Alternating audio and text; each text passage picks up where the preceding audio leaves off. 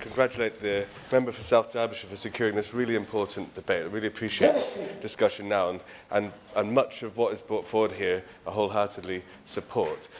One thing I was very disappointed to see missing is the situation we're in at the moment, where we have dogs with extreme conformation being bred.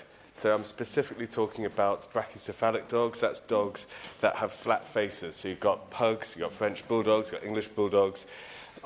They are bred with such extreme conformation that they have such a narrow trachea, so they struggle to breathe. They have such narrow noses. They've got what we call inverted laryngeal saccules at the back of their throat. It all impedes airflow, which means many of these dogs require surgery within the first few months of life, simply in order to breathe. And many owners who buy these dogs have no idea this is going to be the situation. They might spend several £1,000s buying a puppy, they come into the vets, and then discover that within weeks or months of owning this dog, they're going to have to fork out for surgery that some cannot afford, which means the dog gets rehomed or it gets euthanized. And this is heartbreaking for owners and heartbreaking for vets. Just in case people think I'm talking about a very niche issue, the number of brachycephalic dogs increased by 3,000% between 2010 and 2020. And around that time, they surpassed Labradors as being the most registered dog in the UK, French Bulldogs were. So this is possibly the single biggest pet animal welfare situation at the moment. Aside from the breathing issues, you know, they look very cute. That's why people breed them. They've got little flat faces. They look like a teddy bear. They've got big bulgy eyes. But those eyes they end up getting corneal ulcers, and they get damaged very easily.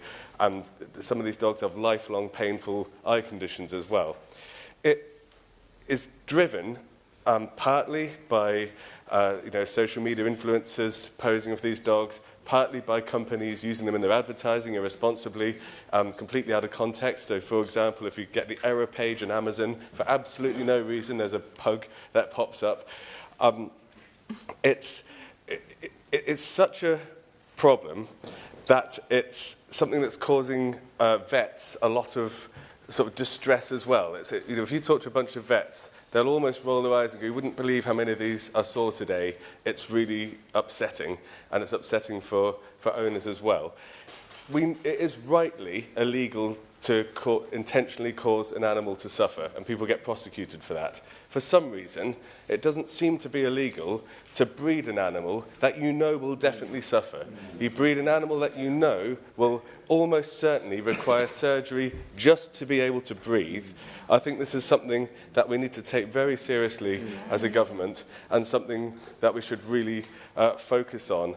There's the potential for legislation to apply already if it was tweaked, because you could argue that you're intentionally causing an animal to suffer by breeding two parents that both needed that type of surgery in the first place. But I'd really urge the government to look at this, because it's possibly the biggest pet animal welfare issue that we deal with at the moment.